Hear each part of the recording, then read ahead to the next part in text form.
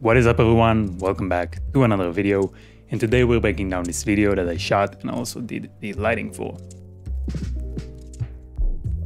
So this is kind of like a very short film that I did for a student who's graduating now from a visual communication degree, and it's basically a story about a prostitute that really needs money for her child. So we really wanted to go for a gritty, moody, dark kind of look, and we decided on a green, yellow, orange kind of color palette. So in terms of gear, I shot this all on my Blackmagic Pocket Cinema camera 4K and the Sigma Art 18-35. This was like a student one-man band kind of thing, so I didn't really have the budget to go for more interesting lenses, which I usually tend to do on bigger projects. And besides that, we shot everything either on a tripod or a Dolly.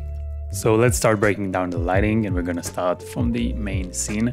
So the main light for this scene is the f22C, which is just above frame, giving us this green color. And on the f22C, there's a softbox with diffusion and also a grid to really control the light and create this kind of pool of light. And this is all rigged on a C-stand, which we kind of put clothes and stuff on, so you can't really see it in the frame.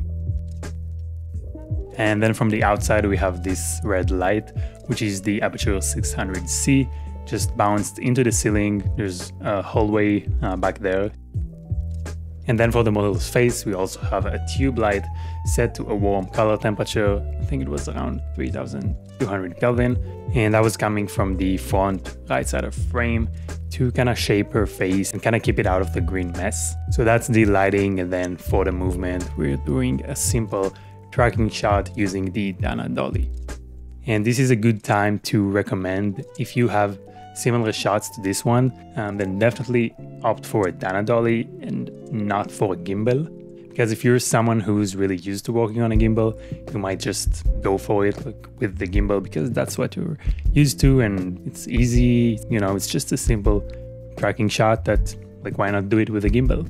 But in my opinion, with this kind of shot, to really perfect what you're trying to get, like the pace of the movement, the right framing, the right timing for the actors, you're gonna have to repeat the exact same movement again and again until you get that perfect take. And it's just gonna be so much easier. It's gonna look so much cleaner and nicer using the Dolly.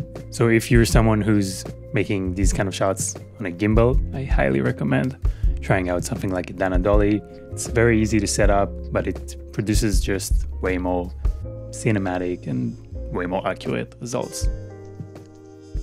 Then for this scene with the mirror, we have the practical light, which is giving this warm glow to the image. And we wanted to emulate the light coming out of there. So we just laid a tube with the kind of like the same color above the frame from the left side. We just basically put it on some cabin or something that is there. So we used what is already there in the frame, which we liked, which was the warm color from the practical light. And we used that as a motivation to bring in some actual filmmaking lights, which in this case is a tube light. And we kept all of the other lights pretty much in the same place. So we have this green ambient from right side of frame.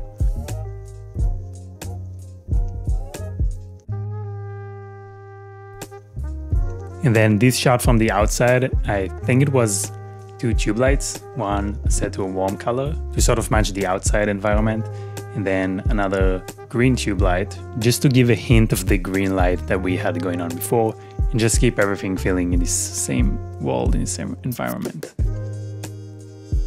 So that's pretty much it for the lighting. And if I can add one more tip, it's when you're going for this kind of moody, dark, but yet colorful kind of look, you always kind of want to expose a little bit brighter than what you actually want the footage to look like, because then you can always bring it down in post, and that tends to look better, it tends to be cleaner since you're not underexposing and getting a bunch of noise. So always shoot a bit higher on exposure than you want the final image to be, and just bring it down in post. But yeah, that's all for this video. Hopefully you enjoyed it, hopefully you learned something new. If you enjoyed the video, please give it a like and also consider subscribing for more of these videos. Also follow me at Uvale96 over on Instagram, and if you want to talk, send me a DM, ask me some questions, just chat with me. So it's @Yuval896. But thank you guys for watching. That is all for this video, and hopefully I'm gonna see all of you in the next one.